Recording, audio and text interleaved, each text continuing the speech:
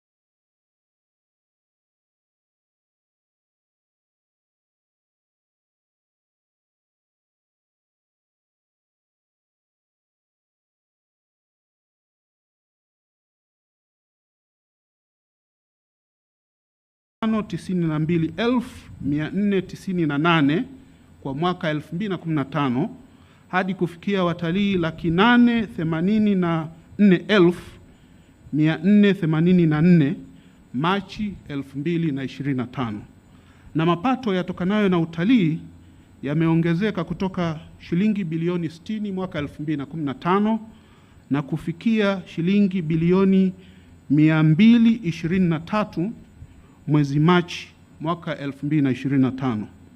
Tatu, jamii ya wenyeji wanaoishi ndani ya hifadhi wameendeleza mila na desturi zao bila mwingiliano. Na nne, jamii ya wenyeji wameendelea kunufaika na nyanda huru za malisho wanazotumia kwa pamoja, yani grazing land. Mheshimiwa Rais, pamoja na mafanikio hayo niliyoyataja, zipo changamoto nyingi ambazo zinaathiri matumizi mseto ya ardhi katika eneo la hifadhi ya Ngorongoro, na endapo changamoto hizi hazitatatuliwa, shinikizo la matumizi ya ardhi ndani ya hifadhi halitakuwa himilivu. Changamoto hizo ni kama ifuatavyo. Mosi, kuongezeka kwa mahitaji ya maendeleo ya jamii ndani ya eneo la hifadhi ya Ngorongoro kutokana na ongezeko la idadi ya watu. Idadi ya watu ndani ya hifadhi imeongezeka kutoka takriban 8,000 waliokuwepo mwaka 1959 hadi kufikia watu 100,793 mwaka 2022. Kwa mujibu wa takwimu za Ofisi ya Taifa ya Takwimu za mwaka 2022, idadi hiyo inakadiriwa kuongezeka hadi kufikia watu 276,651 ifikapo mwaka 2050 katika wastani wa ukuaji wa 3.6% kwa mwaka. Ongezeko hili la idadi ya watu linaenda sambamba na ongezeko la mahitaji ya matumizi ya ardhi, na hivyo kuongeza ushindani wa matumizi ya ardhi kwa ajili ya uhifadhi, utalii na maendeleo ya jamii, kwa kuwa ukubwa wa ardhi katika eneo la hifadhi ya Ngorongoro hauongezeki. Changamoto ya pili ni kuongezeka kwa ushindani wa matumizi ya ardhi, uharibifu wa mazingira na kupungua kwa nyanda za malisho ya mifugo na wanyamapori kwa sababu ya ongezeko la watu na mtawanyiko wa makazi ndani ya eneo la hifadhi. Makazi yameongezeka ndani ya eneo la hifadhi kutoka 13,381 yaliyokuwepo mwaka 2019 hadi kufikia makazi 17,784 kwa mwaka uliopita 2025, sawa na ongezeko la 28.8%. Changamoto ya tatu ni ongezeko la mifugo ndani ya hifadhi kutoka mifugo 261,723 kwa mwaka 1960 hadi mifugo 715,466 kwa mwaka 2022. Idadi hiyo ya mifugo iliyoongezeka inajumuisha ng'ombe 274,643, mbuzi 201,938, kondoo 226,553 na punda 11,032. Kwa mujibu wa tathmini ya tume, inakadiriwa kuwa idadi ya ng'ombe pekee itaongezeka kutoka 274,943 takwimu ya mwaka 2022 hadi kufikia ng'ombe 418,913 ifikapo mwaka 2050, wastani wa ukuaji ukiwa 2.7% kwa mwaka, na hivyo kuongeza mahitaji zaidi ya ardhi ya malisho. Mheshimiwa Rais, tathmini imeonyesha kuwa mwaka 2022 mifugo ilihitaji eneo la kilomita za mraba 4,579 sawa na 56.4% ya eneo lote la hifadhi ya Ngorongoro la kilomita za mraba 8,122.7. Mahitaji hayo yanakadiriwa kuongezeka hadi kufikia kilomita za mraba 8,464.56 sawa na 104% ya eneo lote la hifadhi ifikapo mwaka 2050. Hii ina maana kuwa hata kama wanyamapori na makazi yataondolewa, eneo hilo halitatosha kwa matumizi ya mifugo pekee ifikapo mwaka 2050. Mheshimiwa Rais, licha ya takwimu kuonyesha kwamba idadi ya mifugo imeongezeka, uwezo wa wafugaji ndani ya hifadhi kujikimu kiuchumi na kuwa na usalama wa chakula kwa kutegemea mifugo pekee, yani kwa Kiingereza Tropical Livestock Unit, ambayo kwa kifupi ni TLU, umeendelea kupungua. Kitaalamu, kiwango cha chini cha mtu kujikimu kwa kutegemea mifugo pekee ni kuwa na ng'ombe 8, TLU 8, kila ng'ombe akiwa na uzito wa kilogramu 250. Mwaka 2022 TLU, Tropical Livestock Unit kwa mtu mmoja ndani ya hifadhi ilikuwa 3.5, ambayo inakadiriwa kushuka hadi kufikia TLU 1.5 ifikapo mwaka 2050. Hii ina maana kuwa jamii ya wenyeji wanaoishi ndani ya eneo la hifadhi ya Ngorongoro inahitaji kuwa na shughuli mbadala ili kujikimu kiuchumi na kuweza kuwa na usalama wa chakula. Hata hivyo, kutokana na makatazo ya sheria, hakuna fursa ya kufanya shughuli nyingine ya kuongeza usalama wa chakula zaidi ya ufugaji ndani ya eneo la hifadhi. Changamoto ya 4 ni kupungua au kutoweka kwa baadhi ya wanyamapori, hususan katika kasoko ya Ngorongoro. Tafiti zinaonyesha kuwa kuanzia mwaka 2000 baadhi ya wanyamapori kama vile choroa, nyamela na swala twiga wametoweka ndani ya eneo la hifadhi ya Ngorongoro. Wanyamapori wengine kama vile nyumbu wakazi, resident wild beast, wamepungua kutoka katika kasoko ya Ngorongoro.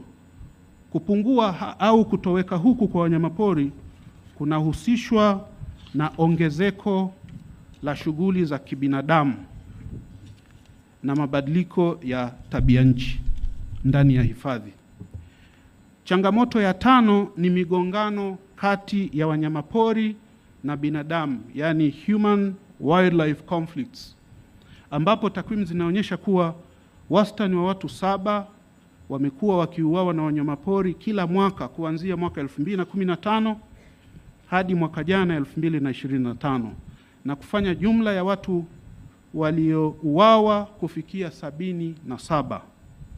Pia watu 274 wamejeruhiwa na pia mifugo 1450 imeuawa na wanyamapori katika hiki kipindi nilichokitaja. Changamoto ya 6 ni uwepo wa magonjwa ya kuambukiza, yani zoonotic diseases, kama vile kimeta na kichaa cha mbwa yanayoathiri binadamu, mifugo na wanyamapori kutokana na mwingiliano kati ya binadamu, mifugo na wanyamapori, kwa kuwa ni vigumu kutibu au kutoa chanjo kwa wanyamapori wanaopata magonjwa haya.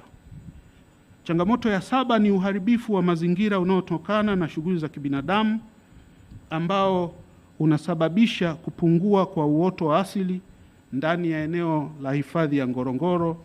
Na ya 8 ni athari ya mabadiliko ya tabia nchi ambayo yanasababisha mabadiliko ya uoto na kuongezeka na kuenea kwa mimea vamizi, na hivyo kupunguza nyanda za malisho kwa ajili ya mifugo na wanyamapori.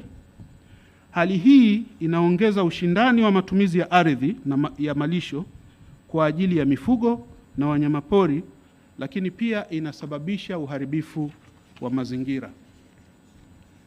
Eneo la pori la akiba Pololeti. Mheshimiwa Rais, pori la akiba Pololeti lilianza kuhifadhiwa kama pori tengefu la Loliondo mwaka 1951 kutokana na umuhimu wake katika mfumo ekolojia wa Serengeti Mara. Kutokana na pori hilo kuathiriwa na shughuli za kibinadamu, hususan ufugaji usiozingatia uwezo wa eneo kuhimili idadi ya mifugo, na pia kutokana na kuanzishwa makazi ndani ya pori hilo, mwaka 2022 serikali ilimega eneo la kilomita za mraba 1502 kati ya kilomita za mraba za lililokuwa pori tengefu 4002, na hilo eneo likapandishwa hadhi kuwa pori la akiba Pololeti. Eneo lililobakia la kilomita za mraba 2500 liligawiwa kwa wananchi kwa ajili ya shughuli zao. Mheshimiwa Rais, pori la akiba Pololeti lina umuhimu wa hali ya juu wa kimazingira, kiikolojia na kiuchumi kwa sababu 3 zifuatazo. Kwanza, ni eneo ambalo limezungukwa na safu za milima, mabonde, miamba na maeneo ya tambarare, na lina vyanzo muhimu vya maji kwa ajili ya hifadhi ya Serengeti. 2, eneo hili ni ushoroba wa wanyamapori na mazalia ya nyumbu wahamao katika ule mfumo niliotaja, mfumo wa ekolojia wa Serengeti Mara. Tatu, eneo hili ni muhimu kwa utalii na pia ni kinga, yani buffer kwa maeneo mengine ya hifadhi. Mheshimiwa Rais, kufuatia kuanzishwa kwa pori la akiba Pololeti, zimejitokeza changamoto zifuatazo. Mosi, wananchi wameendelea kulalamika kuhusu uhalali wa kupandisha hadhi pori hilo, wakidai kwamba ardhi yake ni ardhi yao iliyotwaliwa pasipo wao kushirikishwa, na hivyo wanaomba warejeshewe ardhi ya pori hilo ili waweze kuitumia kwa utaratibu ule wa matumizi mseto kama ilivyo katika eneo la hifadhi ya Ngorongoro. Changamoto ya pili ni kwamba mwaka 2022 serikali ilihamisha mamlaka ya usimamizi wa pori la akiba Pololeti kutoka mamlaka ya usimamizi wa wanyamapori yani TAWA kwenda kwa mamlaka ya eneo la hifadhi ya Ngorongoro yani NCAA, pasipo kuzingatia sheria ya uhifadhi wa wanyamapori sura ya 283 ambayo imeipa TAWA mamlaka ya usimamizi wa mapori ya akiba na mapori tengefu. Tume imebaini kuwa uamuzi huo wa serikali unaleta misuguano ya kisheria, kitaasisi na kiutendaji katika usimamizi wa pori hilo. Changamoto ya tatu ni kwamba lile eneo la kilomita za mraba 2500 walizoachiwa wananchi kutokana na wingi wa mifugo halitumiki kwa tija, na kwamba pia kuna changamoto za mimea vamizi, hali inayoleta ushindani wa matumizi ya ardhi na kuendelea kuongezeka mahitaji ya ardhi kwa wananchi. Vile vile katika ukaguzi wa maeneo ya tarafa ya Loliondo na tarafa ya Sale, tume iliona makundi ya wanyamapori hasa nyumbu, swala, pundamilia na twiga wakiwa wamechanganyika pamoja na mifugo katika maeneo yanayokaliwa na wananchi. Changamoto ya nne ni kukosekana kwa huduma muhimu za ugani kwa wananchi wa vijiji vinavyopakana na pori la akiba Pololeti. Changamoto ya tano inahusu umuhimu au haja ya kuboreshwa kwa barabara kuu ya Mto wa Mbu kwenda Waso, makao makuu ya wilaya Loliondo, ili kuchochea ukuaji wa uchumi wa wilaya hiyo. Pori tengefu la Ziwa Natron. Mheshimiwa Rais, pori tengefu la Ziwa Natron lilianzishwa kwa mujibu wa kifungu cha 9 cha sheria ya hifadhi ya wanyamapori ya mwaka 1951. Pori hilo linagusa wilaya 3 za Ngorongoro, Monduli na Longido. Kwa upande wa wilaya ya Ngorongoro, pori hilo lipo katika tarafa ya Sale na linagusa vijiji 4 vya Ingaresero, Pinyinyi, Oldonyo Sambu na Jema.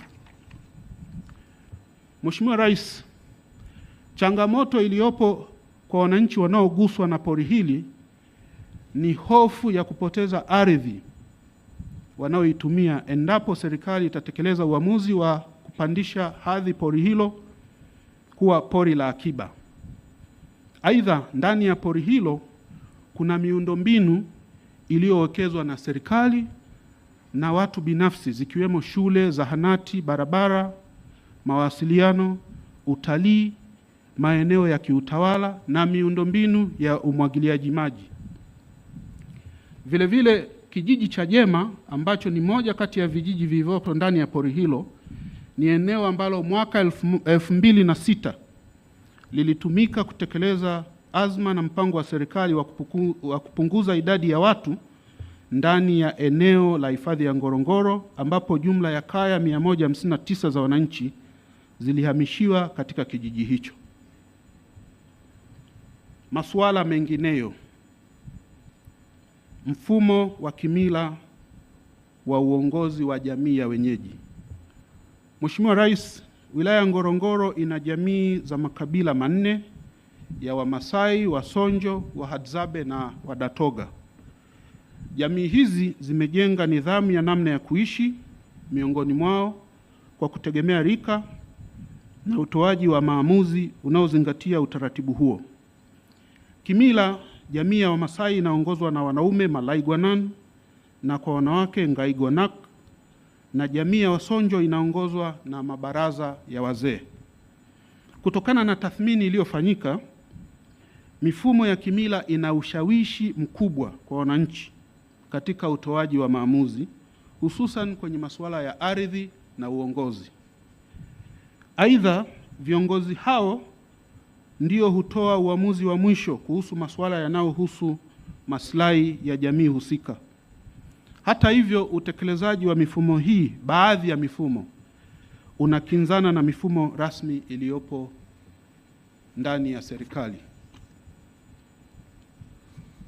Mifumo ya mashirika yasiyokuwa ya kiserikali, yani NGOs. Mheshimiwa Rais, NGOs zimedhihirika kuwa na ushawishi na zinasikilizwa sana na wenyeji kutokana na huduma na misaada ambayo imekuwa ikitolewa na taasisi hizo, pamoja na uwepo wao kwa muda mrefu ndani ya jamii hizo.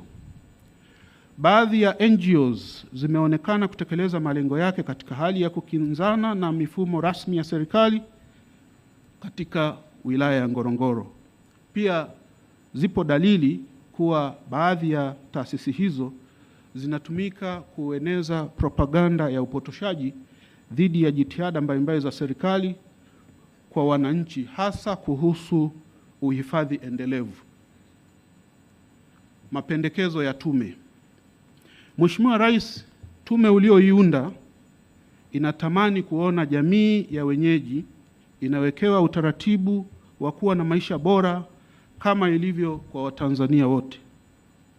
Hivyo ni vyema maeneo yote matatu, yani eneo la hifadhi ya Ngorongoro, pori la akiba Pololeti na pori tengefu la Ziwa Natron yaendelee kuwa na uhifadhi endelevu kutokana na umuhimu wake, hasa kuhusu kulinda mfumo ekolojia wa Serengeti Mara, lakini pia kwa ajili ya kulinda na kuendelea vivutio vya utalii ili kuvutia watalii na kuongeza mapato ya serikali na uendelevu wa bioanuai kwa vizazi vya sasa na vizazi vijavyo. Kwa msingi huo, baada ya tathmini ya kina na ili kushughulikia changamoto na malalamiko yaliyobainika kwa lengo la kuimarisha uhifadhi, shughuli za utalii na huduma za maendeleo ya jamii kwa wananchi, tume inatoa mapendekezo yafuatayo. Eneo la hifadhi ya Ngorongoro. Kwa kuzingatia upungufu na changamoto za matumizi ya ardhi zilizobainika, hali ilivyo na itakavyokuwa, ni dhahiri kuwa mfumo wa matumizi mseto ya ardhi ndani ya eneo la hifadhi ya Ngorongoro sio endelevu. Hivyo inapendekezwa kuwa: mosi, sheria ya hifadhi ya Ngorongoro sura 284 ifanyiwe mapitio na marekebisho kwa kuwashirikisha wadau wote muhimu ili iendane na wakati na mahitaji ya sasa. Mbili, ili kuimarisha ustawi wa jamii na uhifadhi endelevu, shughuli zisizo za kiuhifadhi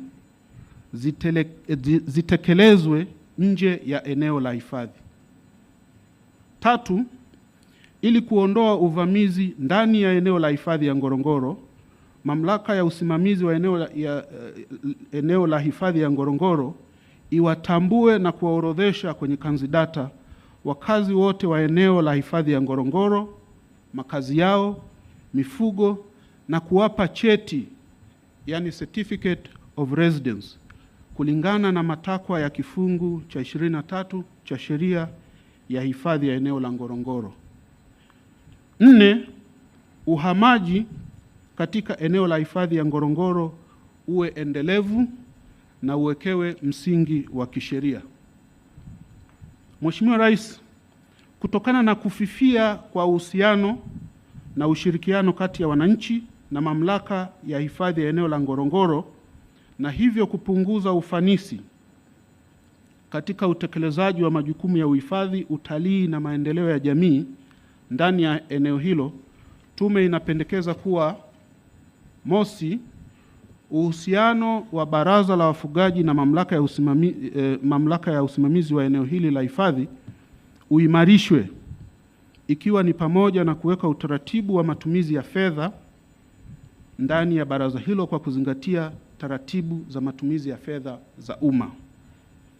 Pili, wakati serikali inaendelea na kuweka utaratibu wa kuboresha uhifadhi na ustawi wa jamii nje ya eneo la hifadhi, huduma za jamii ziendelee kutolewa, ikiwemo ukarabati na uboreshaji wa miundombinu yote iliyopo. Mheshimiwa Rais, kuhusu kasi ya kuenea kwa mimea vamizi ikilinganishwa na kasi ya kudhibiti mimea hiyo isambaye ndani ya maeneo ya hifadhi, tume inapendekeza kuwa serikali iimarishe utekelezaji wa mkakati wa kitaifa wa udhibiti wa mimea vamizi wa mwaka 2019-2029. Hatua za kiutekelezaji zihusishe kutenga fedha maalum badala ya utaratibu uliopo sasa wa kutegemea fedha za matumizi mengineyo, other charges, ya mamlaka ya hifadhi ya eneo la Ngorongoro. Pori la Akiba Pololeti. Mheshimiwa Rais, kama nilivyosema awali, wananchi wa tarafa za Loliondo na Sale wanalalamikia kutoshirikishwa katika hatua ya kuanzisha pori la Akiba Pololeti, na wanalalamika kutokuruhusiwa kutumia pori hilo kulisha mifugo yao. Ili kuimarisha usimamizi endelevu wa pori la Akiba Pololeti, tume inapendekeza yafuatayo: mosi, serikali iboreshe huduma za ugani na kuweka miundombinu bora ya ufugaji, ikiwemo masoko, malambo na malisho ndani ya eneo ya zile kilomita 2500 nilizozitaja, eneo ambalo lilikabidhiwa kwa wananchi, ili kuondoa kiu ya wananchi kuendelea kutamani na kuvutiwa na mazingira mazuri yaliyopo kwenye pori la Akiba Pololeti. Pili, usimamizi wa pori la Akiba Pololeti urejeshwe TAWA kutoka mamlaka ya eneo la hifadhi ya Ngorongoro, ili kuimarisha usimamizi wa eneo hilo kwa mujibu wa sheria husika. Tatu, ili kuboresha mazingira ya uwekezaji, serikali ichukue hatua za kutatua changamoto zilizopo baina ya wawekezaji waliopo ndani ya pori la Akiba Pololeti. Nne, kwa kuzingatia changamoto ya mwingiliano wa mifugo katika wilaya ya Ngorongoro, hasa kwenye maeneo ya mpakani, mifugo yote itambuliwe na kuwekewa alama maalum, na utaratibu wa utambuzi umeainishwa kwa mujibu wa sheria ya utambuzi, usajili na ufuatiliaji mifugo sura 184, na tunapendekeza hatua hiyo ichukuliwe ndani ya kipindi cha mwaka mmoja. Tano, serikali iimarishe huduma za jamii, ikiwemo ujenzi wa barabara ya kutoka Mto wa Mbu hadi Waso yenye urefu wa takriban kilomita 223 kwa kiwango cha lami, ili kuendelea kuchochea uchumi wa wilaya ya Ngorongoro ambao utaondoa wananchi kutoka kwenye kutegemea mifugo pekee, na pia hatua hiyo itasaidia kupunguza magari yanayopita ndani ya eneo la hifadhi ya Ngorongoro kuelekea mkoa wa Mara. Pori tengefu la Ziwa Natron. Mheshimiwa Rais, wananchi wa vijiji vinne nilivyovitaja vya Engaresero, Pinyinyi, Oldonyo Sambu na Jema wana hofu ya kupoteza ardhi yao endapo serikali itatekeleza azma yake ya kupandisha hadhi pori tengefu la Ziwa Natron kuwa pori la akiba. Sasa tume inapendekeza yafuatayo: mosi, serikali ifanye tathmini ya pori tengefu la Ziwa Natron ili kuona endapo bado kuna umuhimu wa kutekeleza uamuzi wa kupandisha hadhi pori tengefu la Ziwa Natron kuwa pori la akiba. Pili, ili kuondoa mgongano wa kisheria na kitaasisi kuhusu uwepo wa nyanda za malisho kwenye maeneo ya hifadhi, serikali ifanye mapitio ya tangazo la serikali namba 597 la 2022 lililoanzisha nyanda za malisho ndani ya maeneo hayo ili kuziondoa nyanda hizo ndani ya maeneo ya hifadhi. Masuala mengineyo. Mheshimiwa Rais, kutokana na masuala yaliyobainika kuhusu mifumo ya kimila na kiuongozi inayotumiwa na jamii ya wenyeji na mifumo ya mashirika yasiyokuwa ya kiserikali, tume inapendekeza yafuatayo. Mosi, serikali kwa kushirikiana na wadau mbalimbali iendelee kutoa elimu kwa viongozi wa kimila wa jamii ya wenyeji kuhusu namna ya kusimamia mila na desturi zao pasipo kuathiriana na mifumo ya kisheria na kitaasisi ambayo inasimamia masuala ya ardhi, uhifadhi, utalii na maendeleo ya jamii katika maeneo yao. Pili, ifanyike tathmini ya mwenendo wa mashirika yasiyokuwa ya kiserikali yale yote ambayo yanafanya kazi ndani ya wilaya Ngorongoro na kuchukua hatua stahiki dhidi ya mashirika yatakayobainika kukiuka misingi na madhumuni ya usajili wake. Mheshimiwa Rais, ili kuwezesha utekelezaji wenye tija wa mapendekezo ya tume na kuondoa upungufu uliobainika hapo awali, tume inapendekeza utekelezaji wa mapendekezo usimamiwe na ofisi ya Waziri Mkuu kwa kuzingatia mambo matatu. Moja, kuratibu utekelezaji wa mapendekezo yaliyotolewa.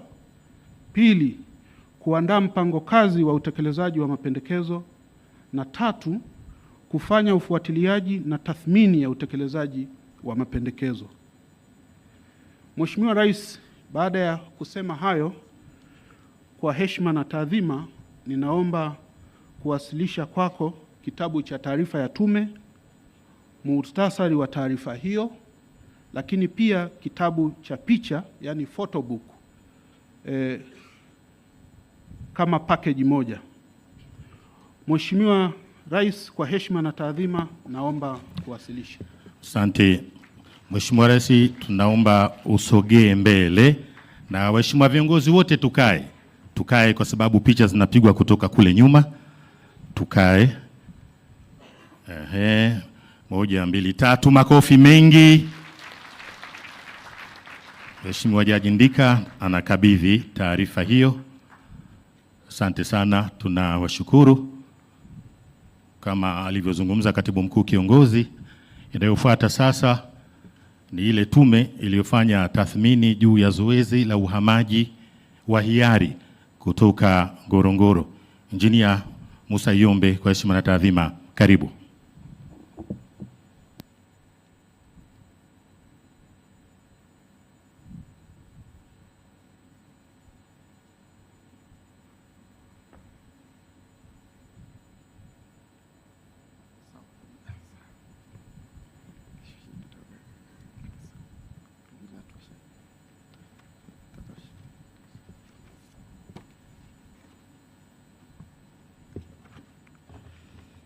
Mheshimiwa Dr. Samia Suluhu Hassan, Rais wa Jamhuri ya Muungano wa Tanzania.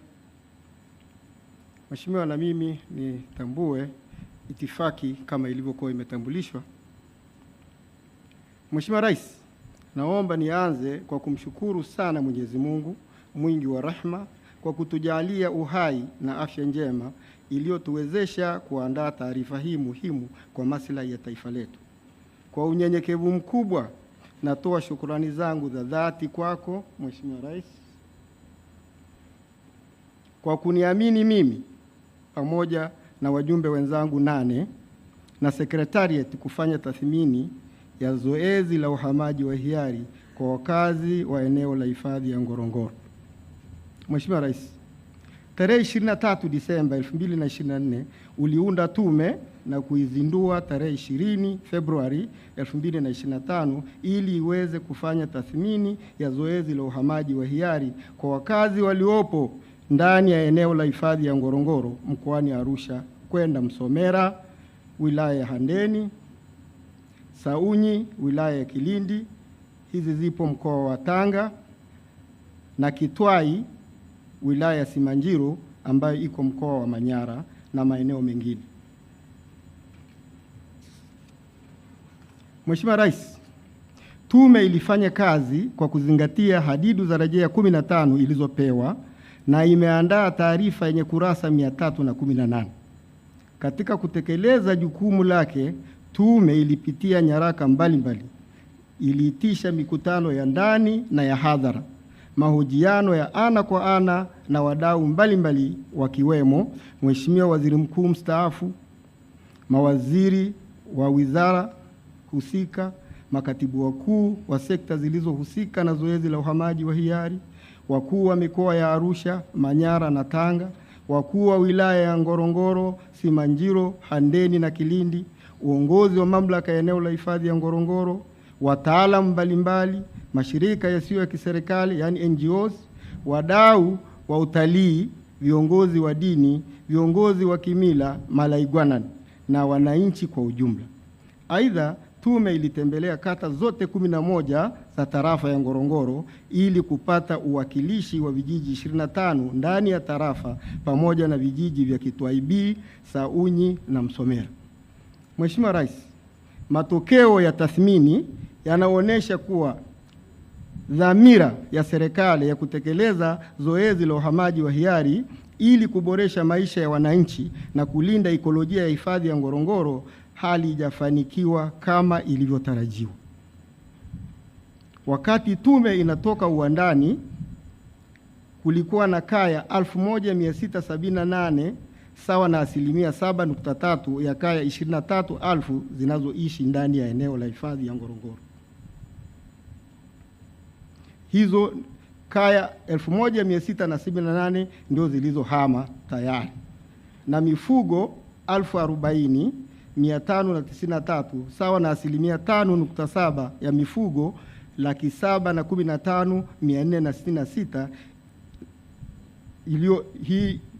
iliyokuwa ndani ya eneo la hifadhi ya Ngorongoro. Kwa hiyo kwa takwimu hizi, Mheshimiwa Rais, utaona kabisa kwamba zoezi halikufanikiwa kama tulivyokuwa tumetarajia. Maoni na mapendekezo ya tume. Mheshimiwa Rais, naomba kuwasilisha baadhi ya masuala ambayo tathmini ya tume imebaini katika maoni na mapendekezo yanayohusu kuboresha zoezi la uhamaji wa hiari kwa wakazi wa eneo la hifadhi ya Ngorongoro kwenda Msomera, Kitwai B, Saunyi na maeneo mengine kama ifuatavyo. Mheshimiwa Rais, uhamaji wa hiari.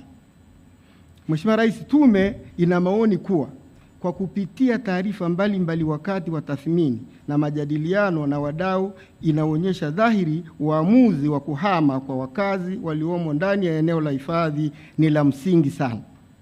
Taarifa zinazobainisha hoja za umuhimu wa uhamaji wa hiari ni pamoja na taarifa ya mdhibiti na mkaguzi mkuu wa hesabu za serikali CAG, tume ya kurekebisha sheria, taarifa ya shirika la Umoja wa Mataifa la elimu, sayansi na utamaduni UNESCO, taarifa ya mfumo wa matumizi mseto ya ardhi, uamuzi wa baraza la mawaziri na maombi baadhi ya wananchi walioandika barua kwenda mamlaka hifadhi za Ngorongoro wakiomba kuhama kwa hiari.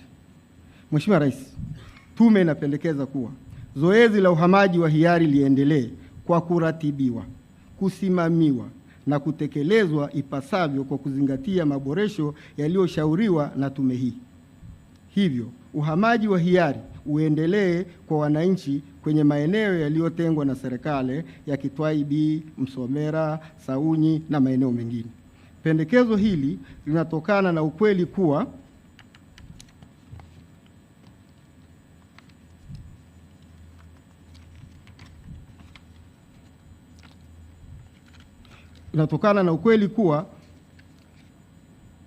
mpaka sasa kuna shilingi bilioni 212.35 zipo tayari kwa ajili ya zoezi hili la kuweza kuwahamisha wananchi kwa hiari. Vile vile kuna nyumba 1559 zimeshajengwa Msomera, lakini bado hazijapata wakazi. Maeneo yaliyotengwa na serikali na uwekezaji uliofanyika. Mheshimiwa Rais, tume imeona maeneo maalum ya Msomera, Kitwai B na Saunyi yaliyotengwa na serikali kwa kubadili sehemu ya matumizi ya pori tengefu la Handeni na Kitwai. Tume imejiridhisha kuwa maeneo hayo yanashabiana na mazingira ya maeneo waliotoka jamii ya wafugaji wa eneo la hifadhi ya Ngorongoro na yanafaa kwa shughuli mbalimbali zikiwemo ufugaji, kilimo, biashara na shughuli nyingine za kiuchumi. Aidha, serikali imewekeza fedha katika ujenzi wa miradi na miundombinu mbalimbali yenye thamani kubwa, ambapo katika eneo la Kitwai B kiasi cha shilingi bilioni 18.59 tayari zimeshatumika. Saunyi shilingi bilioni 15.82 pia zimeshatumika, na Msomera shilingi bilioni 114.36 pia nazo tayari zimeshatumika. Mheshimiwa Rais, tume inapendekeza serikali ikamilishe ujenzi wa miundombinu ya huduma za jamii kama vile barabara, maji, shule, umeme, majosho na mabwawa kwa ajili ya kuwapokea wakazi watakaohamia kwenye maeneo hayo kwa hiari. Marekebisho ya sheria ya eneo la hifadhi ya Ngorongoro na utengenezaji wa kanuni. Mheshimiwa Rais, tume imebaini upungufu uliopo kwenye sheria ya eneo la hifadhi ya Ngorongoro sura ya 284 unaosababisha changamoto katika utekelezaji. Mathalan, sheria inatambua kabila moja tu la Wamasai wanaoishi ndani ya hifadhi, wakati kuna makabila mengine wakiwemo Wadatoga, Wahadzabe na wengine. Tume sasa inashauri ifuatayo: moja, sheria irekebishwe na kuondoa baadhi ya masharti ikiwemo kifungu cha 6C ili kuondoa dhana ya mtazamo wa kibaguzi. Mbili, zitengenezwe kanuni zitakazoweka taratibu za usimamizi ikiwemo watu na mifugo, udhibiti wa ujenzi wa mahoteli na kambi za kitalii. Uamuzi wa serikali kuhusu ujenzi wa nyumba. Mheshimiwa Rais, tume ina maoni kuwa uamuzi wa kujenga nyumba kwa wakati huo ulikuwa sahihi. Hata hivyo, imebainika kuwa utekelezaji wake ulikuwa na dosari zinazohitaji kufanyiwa kazi.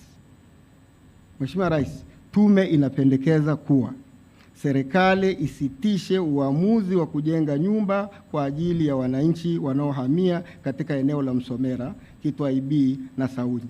Badala yake itoe kiasi cha fedha ambacho kitakuwa kimejadiliwa na kukubalika ili wananchi waweze kuondoka kwa hiari na kwenda kujenga nyumba kuendana na mila na desturi zao. Hii itapunguza gharama na malalamiko yasiyo ya lazima. Mfumo wa uratibu wa zoezi la uhamaji wa hiari. Mheshimiwa Rais, tume ina maoni kuwa mfumo wa uratibu kupitia ofisi ya Waziri Mkuu na kamati ya wataalamu wa Wizara ya Maliasili na Utalii ulikuwa na mwingiliano wa majukumu ya kawaida ya utendaji kazi wa kila siku na hivyo kutokuwa na ufanisi. Changamoto hiyo imesababishwa na muundo wa uratibu wa utekelezaji ambao haukuwa na chombo cha uwajibikaji chenye jukumu la usimamizi, utekelezaji na utoaji wa taarifa ambazo zitahakikiwa na kupewa maelekezo ya kuongeza ufanisi au marekebisho. Mheshimiwa Rais, tume inapendekeza kuwa kiundwe chombo kinachojitegemea kwa ajili ya uratibu wa zoezi la uhamaji wa hiari, yaani kuwe na project management team. Hawa watakuwa na nafasi ya kuweza kufanya E&M, yaani wanaweza wakafanya evaluation, wakafanya monitoring na evaluation ili waone kwamba exercise hii inaenda sawa sawa au la. Mheshimiwa Rais, ushirikishwaji wa wananchi. Mheshimiwa Rais, tathmini ya tume kuhusu swala la ushirikishwaji wa wananchi katika zoezi la uhamaji wa hiari wa wakazi wa eneo la hifadhi ya Ngorongoro halikuwa shirikishi katika kuandaa na kutekeleza mpango wa uhamaji. Tume imebaini kuwa zoezi kwa upande wa wananchi liliendeshwa kwa mbinu ya ushawishi wa kuhama badala ya ushirikishwaji. Mheshimiwa Rais, tume inapendekeza kuwa uandaliwe mpango wa ushirikishwaji wa wananchi na wadau wote muhimu kwa ajili ya utekelezaji wa zoezi la uhamaji wa hiari. Mpango huo uzingatie utoaji wa elimu katika ngazi zote muhimu, ikiwemo kuwashirikisha wananchi husika, viongozi wa kimila, yani malaigwanani, madiwani, viongozi wote wa serikali, viongozi wa kisiasa na viongozi wa dini. Mheshimiwa Rais, tulipokuwa uandani tuligundua kwamba hizi jamii za wafugaji zina waheshimu sana viongozi wao hawa malaigwanani. Kama malaigwanani wataelewa jambo, jamii nzima inaelewa, na kama hawatalielewa hilo jambo, jamii nzima haitailielewa. Kwa hiyo ni muhimu kuwashirikisha kikamilifu hawa malaigwanani katika exercise hii ya uhamaji wa hiari. Mwongozo wenye mkanganyiko na vigezo tofauti. Mheshimiwa Rais, tume ina maoni kuwa mojawapo ya masuala yaliyosababisha zoezi la uhamaji wa hiari kusuasua ni kubadilika kwa mwongozo ulioruhusu kutoa motisha kwa baadhi ya kaya zilizohama awamu ya kwanza na zilizohama awamu ya pili. Katika awamu ya kwanza iliyohusisha nyumba 103, kila kaya ilipata nyumba na motisha ya shilingi milioni 10. Mabadiliko ya mwongozo yaliyofanyika katika awamu ya pili ambayo yalimtambua mkuu wa boma na kupewa motisha ya shilingi milioni 10 na nyumba moja hata kama anao wake, yani kaya zaidi ya mmoja. Jamii hizi za wafugaji, mwanaume ndio anayemiliki boma, mwanamke ndio anayejenga nyumba na yeye, kwa hiyo ndio kaya yenyewe ni lazima iwe ni mwanamke. Kwa hiyo hofu ni kwamba mtu anahama na wake zake watatu. Kwa hiyo ni kaya tatu zinahama, akifika kule anakopelekwa anakuta ni nyumba moja ambayo sasa anashangaa atampa mke yupi kati ya wale. Kwa hii inakuwa tayari inatuletea mgogoro. Mheshimiwa Rais, tume inapendekeza kuwa serikali ifanye mapitio ya miongozo iliyoandaliwa na kulifanyia kazi suala la motisha bila kuathiri utekelezaji uliofanyika ili kuzua malalamiko mapya kwa wakazi ambao tayari sasa hivi wameshahamia Msomera. Utambuzi wa watu na makazi. Mheshimiwa Rais, pamoja na uwepo wa sensa ya watu na makazi mwaka 2022, tume ina maoni kuwa zipo changamoto za idadi halisi ya wakazi kutokana na kutokuwepo kwa rejista ya watu na mifugo. Vile vile, ofisi ya mamlaka ya hifadhi ya eneo la hifadhi ya Ngorongoro haina takwimu halisi za idadi ya watu wanaoishi ndani ya eneo la hifadhi. Mheshimiwa Rais, tume inapendekeza kuwa Wizara ya Mali Asili na Utalii kwa kushirikiana na ofisi ya Waziri Mkuu TAMISEMI waandae rejista ya watu na mifugo kwa wakazi wote waliomo ndani ya tarafa ya Ngorongoro. Mpango wa utekelezaji. Mheshimiwa Rais, tume imebaini kukosekana kwa mpango mahsusi ulioandaliwa kutekeleza zoezi la uhamaji wa hiari uliojadiliwa katika ngazi ya Secretariat ya Baraza la Mawaziri. Mheshimiwa Rais, tume inapendekeza kuwa Wizara ya Maliasili na Utalii iandae mpango mahsusi kuhusu uhamaji wa hiari na ujadiliwe na Baraza la Mawaziri. Malalamiko ya wananchi. Mheshimiwa Rais, tume imepokea malalamiko ambayo yamegawanyika katika makundi matatu. Kundi la kwanza ni la wale waliobaki ndani ya hifadhi. Kundi la pili ni la wale waliohamia Msomera, na kundi la tatu ni la wenyeji walioko Msomera. Mheshimiwa Rais, malalamiko kutoka kwa wananchi waliobaki ndani ya eneo la hifadhi ni pamoja na kuzuia huduma za jamii, kuhamishwa kwa fedha za miradi ya maendeleo, kufutwa kwa vijiji ndani ya tarafa ya Ngorongoro ambalo hili tayari serikali imeshalifanyia kazi, kufutwa kwa baraza la wafugaji, kubadilishiwa vituo vya kupiga kura, hili nalo tayari serikali imeshalifanyia kazi, kuwekewa vikwazo vya kuingia ndani ya hifadhi ya Ngorongoro, vile vile kuwekewa zuio la ajira kwa wenyeji katika hoteli, kuhamishwa kwa watumishi wa mamlaka ya hifadhi ya Ngorongoro ambao ni wenyeji, kukosekana kwa uwazi wa timu ya uandikishaji na uthaminishaji wakati ule wa kulipa fidia, kukiukwa kwa mila na desturi, kunyimwa fursa za kuendeleza makazi, njama na propaganda mbaya dhidi ya jamii inayoishi ndani ya hifadhi ya Ngorongoro, uwekezaji unaofanywa ndani ya eneo la hifadhi ya Ngorongoro, kuhamishwa kwa makao makuu ya mamlaka ya hifadhi ya Ngorongoro kutoka wilaya ya Ngorongoro kwenda wilaya ya Karatu. Mheshimiwa Rais, wananchi waliohamia Msomera nao walikuwa na malalamiko yao, ikiwemo kutoridhika na fidia pamoja na nyumba moja kutolewa kwa boma badala ya kaya kama nilivyokuwa nimefafanua. Kundi la tatu ni la wananchi wenyeji waliokutwa Msomera. Hawa wanalalamika kuhusu ardhi yao kupimwa na kupewa wageni. Hivyo kuna baadhi ya maeneo yenye migogoro tayari eneo la Msomera. Tume ina maoni kuwa malalamiko ya wananchi kutoka pande zote ni ya msingi, pamoja na kuwa serikali inaendelea kushughulikia changamoto hizo kila wakati zinapotokea. Bado zipo baadhi ya changamoto au malalamiko ambayo nimeyataja hapo juu hayajafanywa kazi.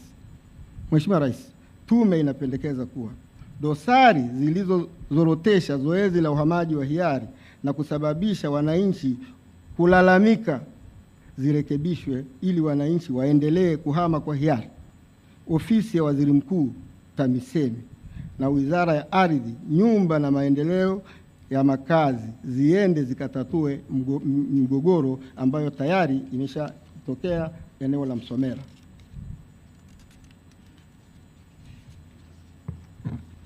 La pili, baraza la wafugaji ambalo lipo kisheria lirejeshewe mamlaka ya kifedha na litakiwe kusimamia fedha hizo kwa mujibu wa sheria zinazosimamia matumizi ya fedha za umma. 4, serikali iendelee kutoa huduma za kijamii kwa miundombinu iliyopo, lakini si kujenga miundombinu mipya kwa wananchi walioko ndani ya eneo la hifadhi ya Ngorongoro. 5, mamlaka ya hifadhi ya Ngorongoro itekeleze masharti ya kisheria ya kuandaa mpango wa jumla wa matumizi GMP ya eneo la mamlaka ya hifadhi ya Ngorongoro. Sasa hivi mpango huu haupo tangu umeisha 2016. Mambo yanaendeshwa kwa fikra za watu. Mafanikio katika zoezi la uhamaji wa hiari. Mheshimiwa Rais, tume imebaini tangu zoezi la uhamaji wa hiari lilipoanza mwaka 2022, baadhi ya mafanikio yaliyopatikana ni pamoja na: 1, makazi bora ya wakazi waliohamia Msomera. Mheshimiwa Rais, eneo la Msomera hivi sasa lina miundombinu ya barabara, mawasiliano, umeme, maji, zahanati, vituo vya afya, kituo cha polisi, posta, majosho ya kuogesha mifugo, mabirika ya kunyoshea mifugo, shule za msingi na sekondari zenye maabara ya masomo ya sayansi na kompyuta, pamoja na nyumba mpya za makazi. Aidha, umefanyika upimaji na umilikishaji wa viwanja, mashamba na maeneo ya malisho kwa wale waliohamia Msomera. 2. Kuongezeka kwa shughuli za kiuchumi Msomera.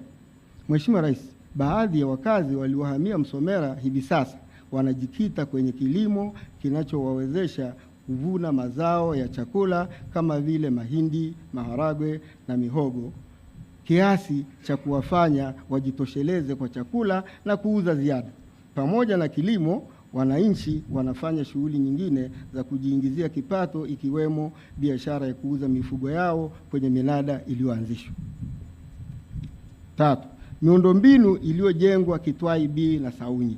Mheshimiwa Rais, kwa upande wa Kitwai B, serikali tayari imefanikiwa kujenga miundombinu ya maji, barabara, umeme na mawasiliano. Vile vile kwa upande wa Saunyi, miradi ya umeme na mawasiliano imeshatekelezwa. Utayarishaji wa matumizi ya ardhi, upimaji wa viwanja na mashamba umefanyika na serikali imetenga maeneo ya malisho ya mifugo kwa wananchi watakaohamia maeneo hayo.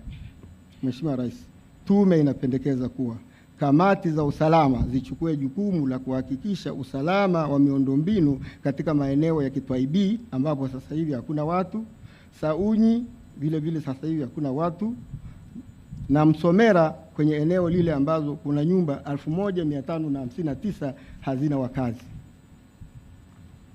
Hitimisho.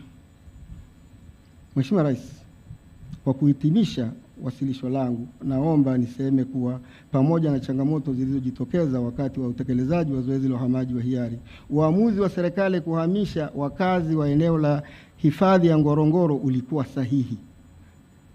Ni imani ya tume hii kuwa maoni na mapendekezo yaliyotolewa yakitekelezwa, yakafanyiwa kazi, zoezi la uhamaji wa hiari litakamilika kwa ufanisi. Mheshimiwa Rais, baada ya kusema hayo, naomba ruhusa yako kwa dakika chache utazame makala maalum documentary kutoka katika maeneo yaliyotembelewa na kufanyiwa tathmini na tume. Baada ya kusikiliza documentary hiyo, vile vile nitakuomba tena kwa heshima na taadhima na unyenyekevu mkubwa ni kukabidhi sasa taarifa ya tume pamoja na viambatisho. Mheshimiwa Rais, kwa heshima kubwa naomba kuwasilisha. Makofi. Mhandisi Iyombe.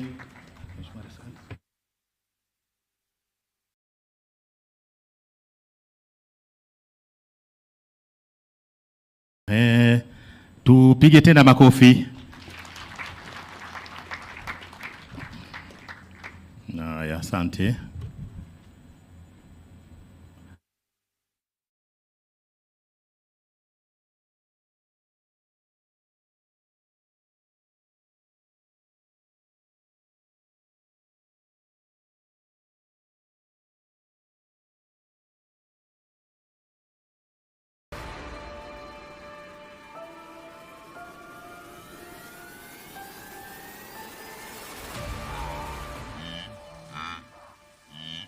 Eneo la hifadhi ya Ngorongoro lipo kaskazini mwa Tanzania, magharibi mwa mkoa wa Arusha.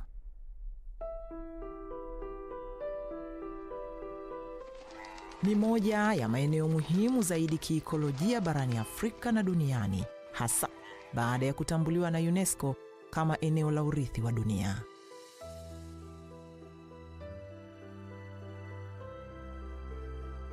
Hifadhi ya Ngorongoro inajivunia kuwa na wingi wa wanyamapori, mandhari za kipekee na ushahidi wa masalia ya kale ya zamadamu.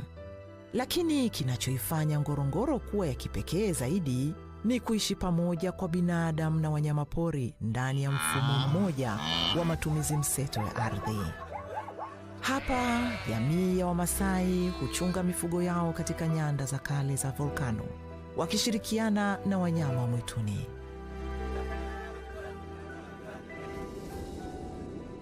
Lakini leo, hali hii ambayo imepata mafanikio makubwa inakabiliwa na changamoto nzito.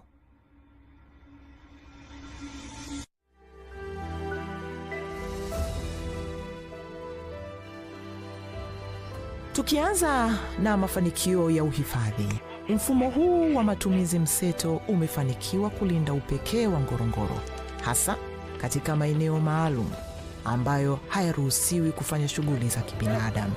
Uhifadhi umeimarika huku hadhi ya kimataifa ya eneo hili ikiendelea kudumishwa. Eneo la hifadhi ya Ngorongoro limeendelea kuvutia watalii kutoka pande zote duniani. Ongezeko hili la utalii limechochea mapato na fursa za ajira, kuanzia waongoza watalii hadi huduma katika lodge na kambi za kitalii. Utalii umeendelea kuwa mhimili muhimu wa uchumi wa eneo hili. Kwa upande wa jamii, manufaa yake ni upatikanaji wa maeneo makubwa ya malisho ndani ya hifadhi ukilinganisha na yale yanayopatikana nje ya hifadhi, kuendelezwa kwa mila na desturi, na ufadhili wa elimu kupitia baraza la wafugaji.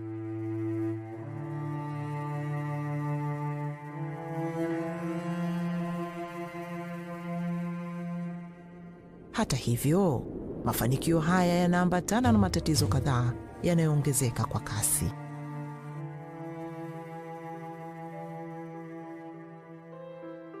Mwaka 1959 wakati hifadhi ya Ngorongoro ilipoanzishwa, kulikuwa na takribani watu 8,000.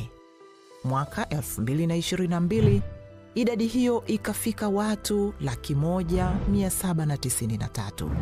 Na kwa mujibu wa Ofisi ya Taifa ya Takwimu ya mwaka 2022, idadi hiyo inakadiriwa kutimia watu 276,651 ifikapo mwaka 2050 kwa wastani wa ukuaji wa 3.6%.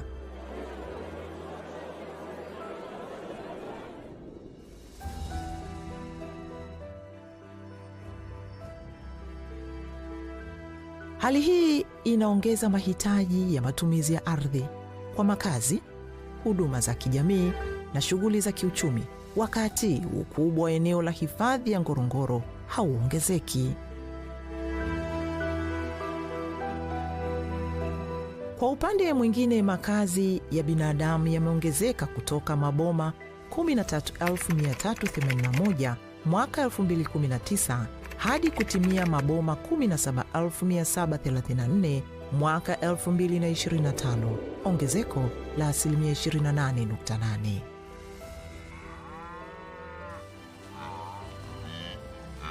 Hali hii inapunguza nyanda za malisho kwa mifugo na wanyamapori, na hivyo kuongeza ushindani wa matumizi ya ardhi na uharibifu wa mazingira. Hali kadhalika, idadi ya mifugo inayopatikana ndani ya Ngorongoro imepanda kutoka mifugo 261,723 mwaka 1960 hadi kufikia mifugo 715,466 mwaka 2022. Idadi hiyo ya mifugo iliyoongezeka inajumuisha ng'ombe 274,943, mbuzi 201,938, kondoo 226,553 na punda 11,032.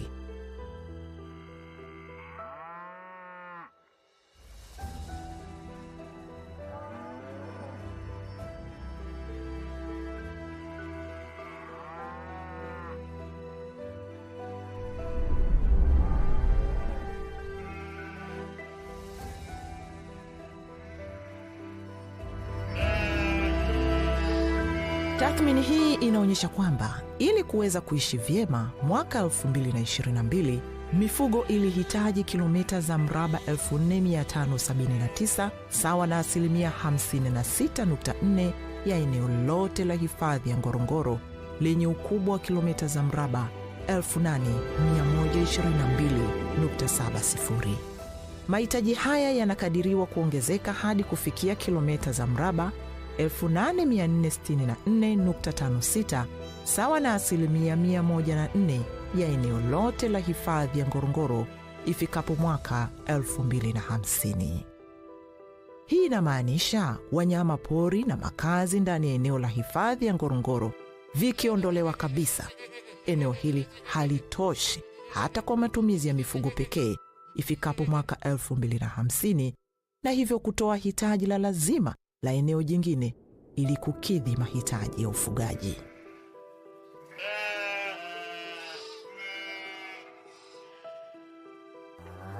Licha ya takwimu kuonyesha kuwa idadi ya mifugo inaongezeka kila kukicha, uwezo wa ufugaji ndani ya eneo la hifadhi ya Ngorongoro kujikimu kiuchumi na kuwa na usalama wa chakula kwa kutegemea mifugo pekee umeendelea kuwa duni na kupungua.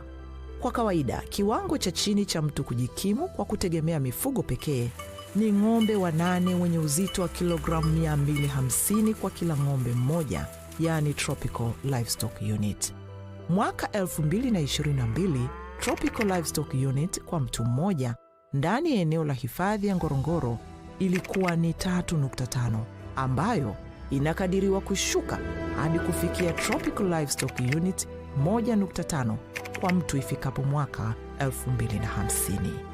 Hii ina maana kwamba jamii ya wenyeji wanaoishi ndani ya eneo la hifadhi ya Ngorongoro inahitaji wana shughuli mbalimbali ili kujikimu kiuchumi na kuwa na usalama wa chakula bila kutegemea ufugaji pekee.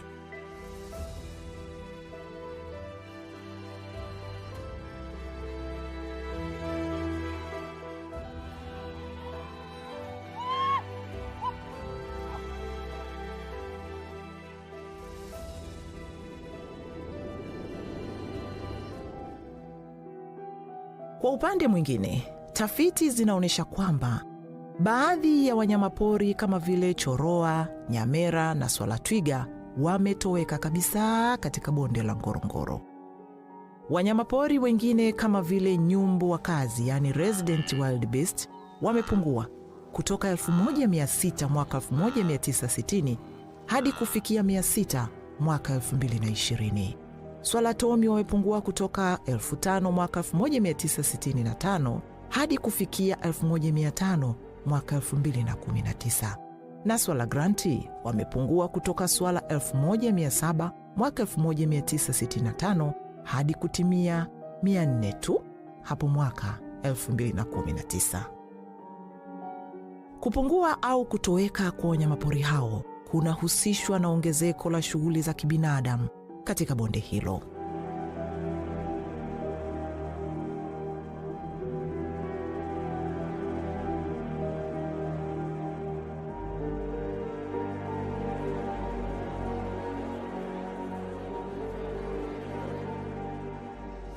Takwimu zinaonyesha kuwa kuanzia mwaka 2015 hadi mwaka 2025, wastani wa watu 7 wamekuwa wakiuawa kila mwaka na wanyamapori hadi kufikia jumla ya watu 77, wakiwemo watoto wa shule wanaosoma ndani ya eneo hili la hifadhi.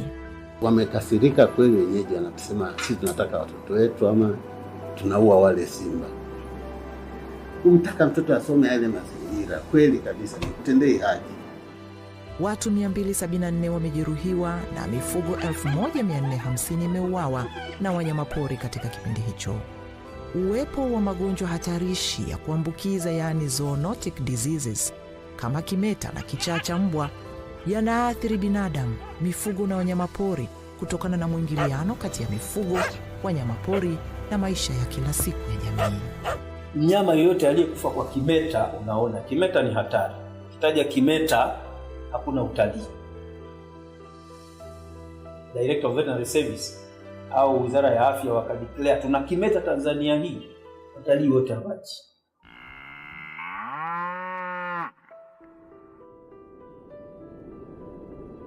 Mabadiliko ya tabia nchi na shughuli za kibinadamu kama vile uingizaji wa bidhaa, watu na mifugo kutoka nje ya hifadhi umeathiri uoto wa asili uliokuwepo kwa karne nyingi, na hii imesababisha kuenea kwa mimea vamizi ndani ya eneo la Ngorongoro na hatimaye kupunguza nyanda za malisho kwa ajili ya mifugo na wanyamapori. Hali hii inaongeza ushindani wa malisho na kusababisha uharibifu wa mazingira. Miongoni mwa mambo ambayo wananchi wanayahitaji ni kutumia eneo lote la hifadhi kwa shughuli za ufugaji, majengo ya kudumu, pamoja na shughuli za kujikimu kiuchumi, kikiwemo kilimo. Mahitaji yanayokinzana na sheria iliyopo hivi sasa.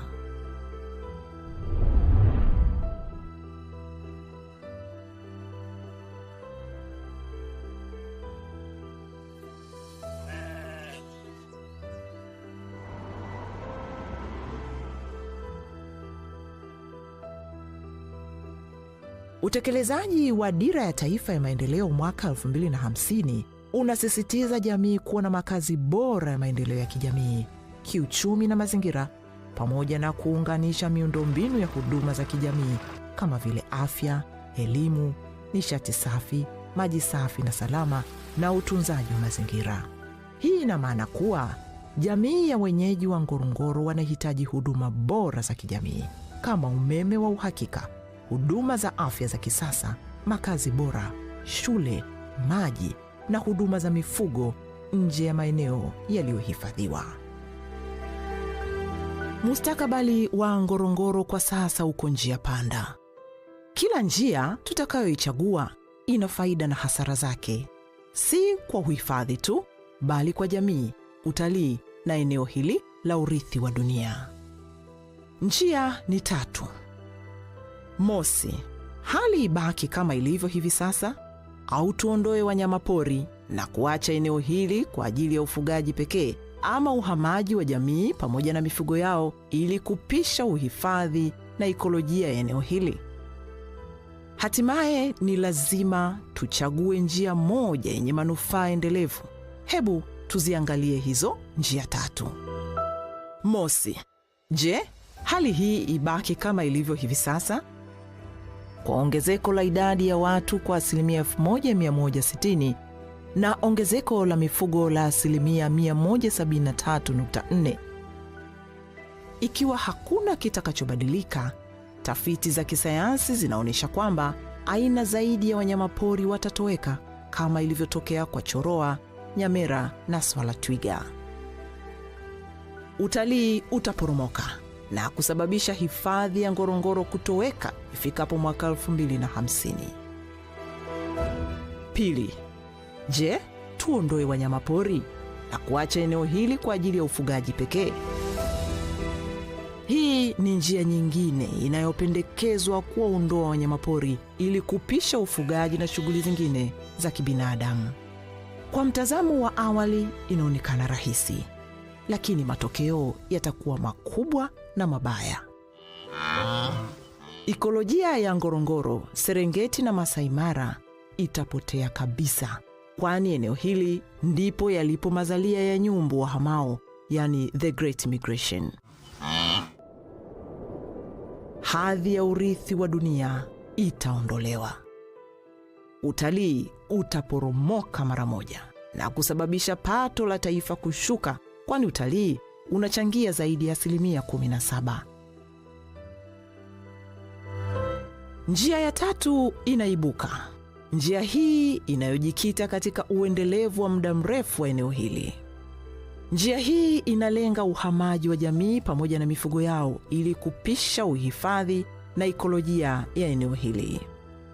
Hii ina maana kwamba uhamaji wa watu na mifugo yao kutoka ndani ya maeneo yaliyohifadhiwa ni jambo linalotoa fursa kwa jamii kupata maendeleo, hati miliki ya maeneo nje ya hifadhi na kuwa huru kufanya shughuli mbalimbali za kiuchumi tofauti na ilivyo hivi sasa.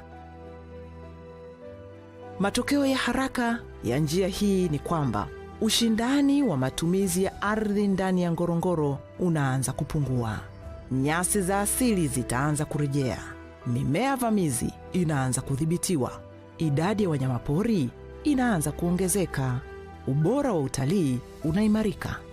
Migongano ya maisha ya kila siku kati ya binadamu na wanyamapori inatoweka.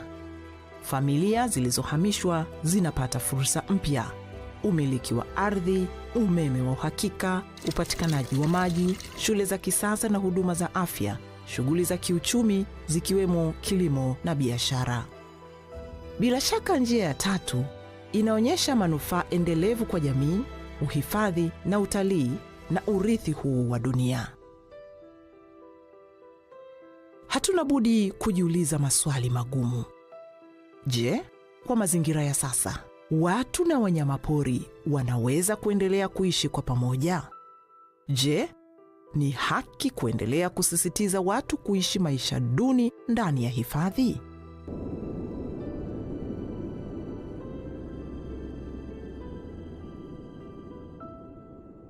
Bonde la Ngorongoro limesimama kama moja ya maajabu ambapo binadamu na wanyamapori wameishi pamoja.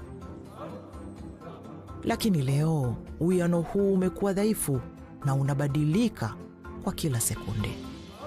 Ushindani wa matumizi ya ardhi kati ya uhifadhi, maendeleo ya jamii na shughuli za utalii unaongezeka kila mwaka. Iwapo hatua madhubuti hazitachukuliwa, eneo hili la urithi wa dunia litatoweka na kupotea kabisa. Uwepo wa hazina hii ya kiikolojia na uhai wa viumbe wanaoiita Ngorongoro nyumbani unatutegemea sisi. Chaguo ni letu. Tulinde urithi huu kwa vizazi vya sasa na vijavyo, na tusiache ukapotea mbele ya macho yetu. Wahenga wanasema, jamii hukua pale viongozi wanapopanda miti wakijua kwamba kivuli chake kitawanufaisha vizazi vijavyo. Tulinde hifadhi ya Ngorongoro. Tulinde hifadhi ya Ngorongoro.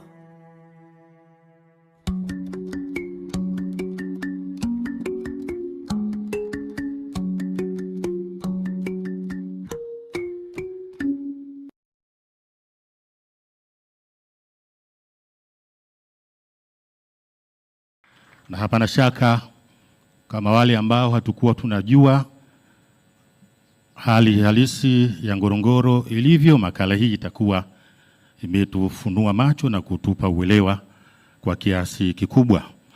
Mheshimiwa Rais, umesikiliza na kupokea taarifa za tume zote mbili na hatimaye hivi punde umeangalia makala fupi kwa maana ya documentary.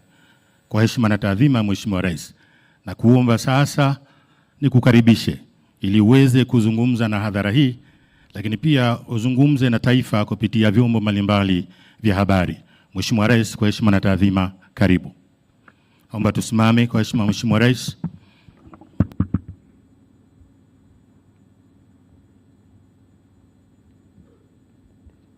Mheshimiwa, tukae.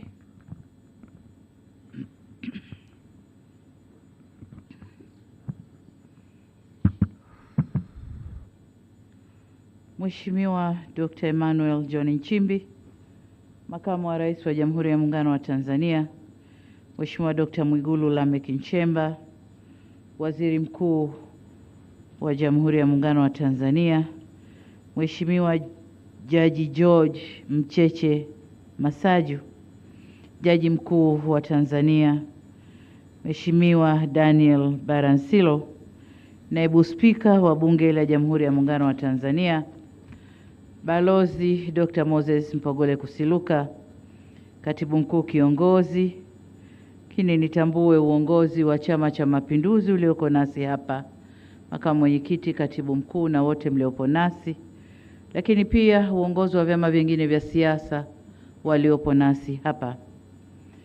Tambue pia uwepo wa waheshimiwa mawaziri wote pamoja na manaibu mawaziri. Nitambue uwepo wa mwenyekiti wa bodi ya Ngorongoro General Mabeo, waheshimiwa wenye viti na wajumbe wa tume zote mbili pamoja na sekretarieti zenu, waheshimiwa mabalozi, wakuu wa taasisi za kimataifa na wakilishi wa nchi mbalimbali mlioko hapa pamoja nasi, makatibu wakuu na manaibu makatibu wakuu, waheshimiwa wakuu wa mikoa mliopo mkiongozwa na Mheshimiwa mkuu wa mkoa mwenyeji Rosemary Senyamule, mkuu wa mkoa wa Dodoma, wakuu wa vyombo vya ulinzi na usalama mliopo, viongozi mbalimbali wa taasisi za serikali, waheshimiwa viongozi wetu wa dini, viongozi wa kimila na wakilishi wa jamii za wakazi wa Ngorongoro, wageni waalikwa, ndugu wanahabari, mabibi na mabwana, Jamhuri ya Muungano wa Tanzania, kazi na utu. Waheshimiwa, nami niongeze sauti yangu kumshukuru Mwenyezi Mungu tujalia kutuwezesha kutana hapa leo kwa ajili ya kupokea taarifa hizi mbili muhimu sana. Tume ya kwanza, kama ilivyosemwa hapa, ilipewa jukumu la kufanya tathmini ya kina kuhusu mgogoro wa ardhi katika wilaya ya Ngorongoro, na tume ya pili ilipewa jukumu la kufanya utafiti wa kina wa utekelezaji wa zoezi la uhamaji wa hiari kutoka ndani ya eneo la Ngorongoro kwenda katika maeneo mengine ya makazi. Ndugu zangu wa Tanzania, mtakumbuka kuwa miaka ya nyuma kulikuwa na taarifa nyingi katika social media au katika mitandao, lakini hata mashtaka katika taasisi mbalimbali za kimataifa. Lakini lile pamoja na malalamiko ya wakazi wa Ngorongoro ya ndani yalinifanya mwezi Disemba mwaka 2024 nitafute nafasi ya kukutana na viongozi wa kimila wa kabila la Wamasai na wazee wa jamii ya Ngorongoro na kuzungumzia kadhia hii kama ilivyokuwa imesambaa. Tulisikiliza changamoto zao kuhusu masuala ya ardhi na utekelezaji wa zoezi la uhamaji wa hiari kutoka Ngorongoro kwenda maeneo yaliyoteuliwa. Kwa kiasi kikubwa, changamoto zao zilihusu matumizi ya ardhi, uhifadhi wa mazingira, pamoja na utekelezaji wa zoezi la uhamaji kwa hiari lililoanzishwa na serikali. Zoezi hilo lililenga kutoa fursa kwa wakazi wa eneo la hifadhi ya Ngorongoro waliokuwa tayari kuhama kwa kuwapatia maeneo mbadala kwa ajili ya makazi na kufanya shughuli zao za kijamii na kiuchumi. Kutokana na changamoto hizo, serikali iliona umuhimu wa kuunda tume hizi mbili, na baada ya kuwasikiliza wenyewe wakazi wa Ngorongoro, tukaona umuhimu wa kuunda tume hizi mbili kwa lengo la kufanya tathmini kama tulivyosema, lakini tathmini ya kina na shirikishi, na ndio maana wenyeji wa Ngorongoro walikuwemo kwenye tume hizi, na hata wataalamu wa maeneo mbalimbali tuliwaweka kwenye tume hizi ili kubaini hali halisi ilivyo na kupata mwelekeo wa suluhisho la kudumu kwa changamoto hizo. Na kwa bahati nzuri leo tumesikia taarifa zao, mapendekezo yao, lakini tumeona hali halisi kwenye klipu hapa iliyochezeshwa na wote tumeona.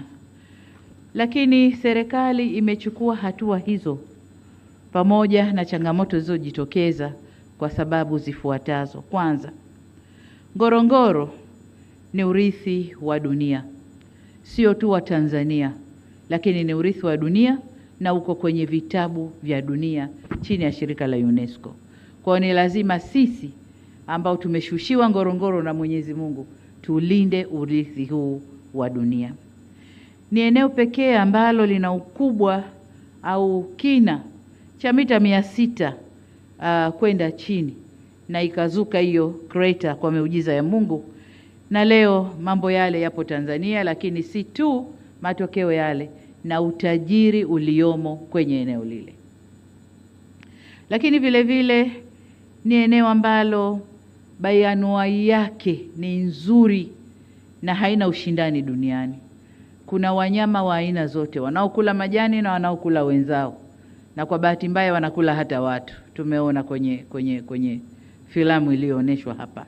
Lakini kuna wanyama wanaokula majani, tuna ndege wazuri tumewaona hapa, flamingo. Kuna vivutio vingi ambavyo si rahisi kuvikuta kwengine duniani kwenye bonde moja, si rahisi. Lakini jengine ni kwamba kuna ushahidi wa uwepo wa historia ya mwanadamu miaka milioni 3 iliyopita. Ushahidi uko pale maeneo ya Odupai, lakini pia Laetoli. Ni eneo muhimu la kuhifadhiwa kwa faida ya taifa letu, lakini pia kwa faida ya dunia. Ushahidi uko pale, wanasayansi wamefanya utafiti wao miaka kadhaa na mambo yote yako pale.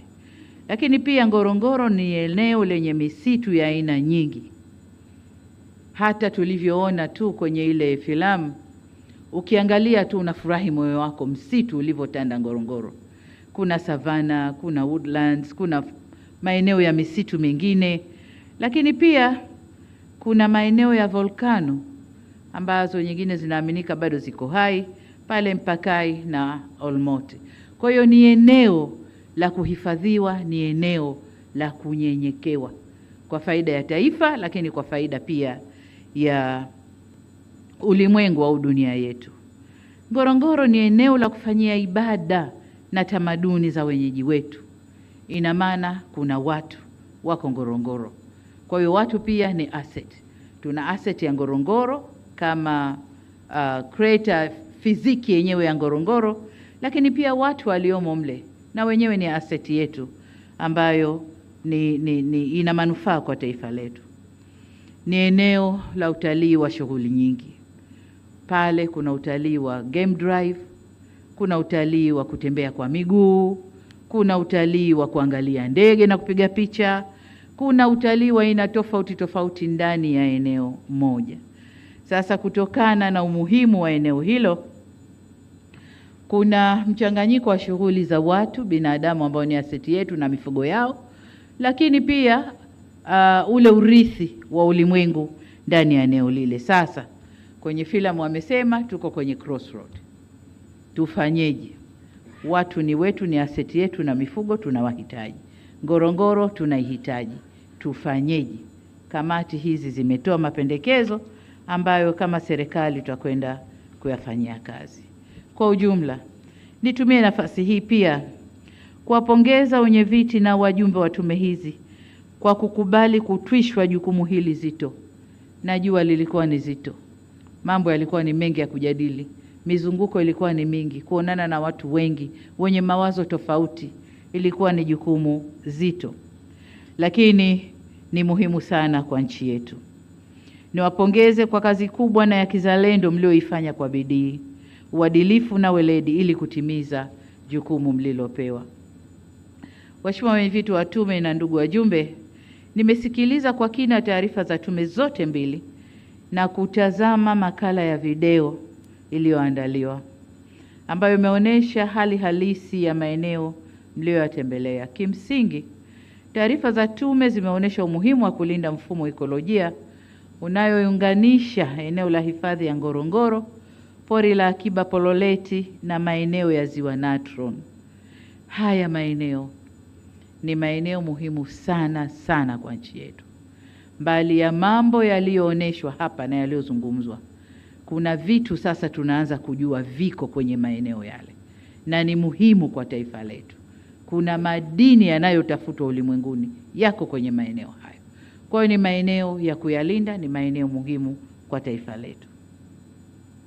Sote tutakubaliana kwamba huu ni mfumo muhimu na wa kipekee kwa ajili ya uhifadhi endelevu wa maeneo haya kwa manufaa ya taifa, lakini pia dunia kwa ujumla. Taarifa hizi pia zimetupa taswira halisi ya changamoto za utekelezaji wa zoezi la uhamaji wa hiari kwa wakazi wa eneo la hifadhi ya Ngorongoro kwenda Msomero, Kitwaibi, Saunyi na maeneo mengine. Nasi tumezisikia changamoto, tumesikia kwamba serikali tulifanya zoezi kwa nia njema, lakini tulikosea baadhi ya maeneo. Na hayo ndio maeneo ya sasa kukaa na kutafakari na kurekebisha. Kwa hiyo tutaendelea na hilo zoezi, lakini baada ya kurekebisha. Ni matumaini yangu na ya Watanzania kuwa mapendekezo yaliyomo katika ripoti hizi ambayo yamekwenda kwenye maeneo ya kisera, kisheria, kiuchumi na kijamii ambayo serikali tumeshayapokea, tutakwenda kuyafanyia kazi, yatatuongoza katika kupata namna bora ya kushughulikia swala hili muhimu kwa maslahi ya wananchi na taifa kwa ujumla. Ndugu wa Tanzania wenzangu, niwahakikishie wananchi wa Ngorongoro kwamba serikali itaendelea kushirikiana nanyi katika hatua zote za utekelezaji wa mapendekezo yaliyotolewa na tume hizi mbili kwa mustakabali wa eneo hili na ustawi wa wananchi kwa ujumla. Kwa ujumla niseme kwamba serikali imepokea mapendekezo yaliyowasilishwa na tume, tutayafanyia kazi ipasavyo. Kwa mantiki hiyo, ninaielekeza kama tume mojawapo ilivyopendekeza kwamba ofisi ya Waziri Mkuu isimamie utekelezaji wa mapendekezo haya. Sasa nami nimwelekeze Katibu Mkuu Kiongozi pamoja na Waziri Mkuu kuratibu utekelezaji wa mapendekezo haya na kuhakikisha kwamba yale yote rasilimali zinazotakiwa kwenye utekelezaji wa mapendekezo haya zinapatikana. Na nikitupa jicho hapa namuona mshika fuko la serikali PST yuko hapa pamoja nasi. Nadhani mapendekezo ameyasikia. Ndugu zangu, ninatambua kwamba mchakato wa utekelezaji wa baadhi ya mapendekezo yaliyotolewa na tume unaweza kuibua maoni tofauti katika jamii, lakini pia taasisi nyingine ambazo wana interest au wanafaidika na uwepo wa Ngorongoro na maeneo yake, unaweza ukaleta maoni tofauti. Ni waombe wa Tanzania wenzangu kulipa kipaumbele suala la uendelevu wa eneo la hifadhi ya Ngorongoro na maeneo mengine ya hifadhi. Ngorongoro ni almasi yetu Tanzania, ni mali yetu Tanzania, lakini pia ni urithi wa dunia.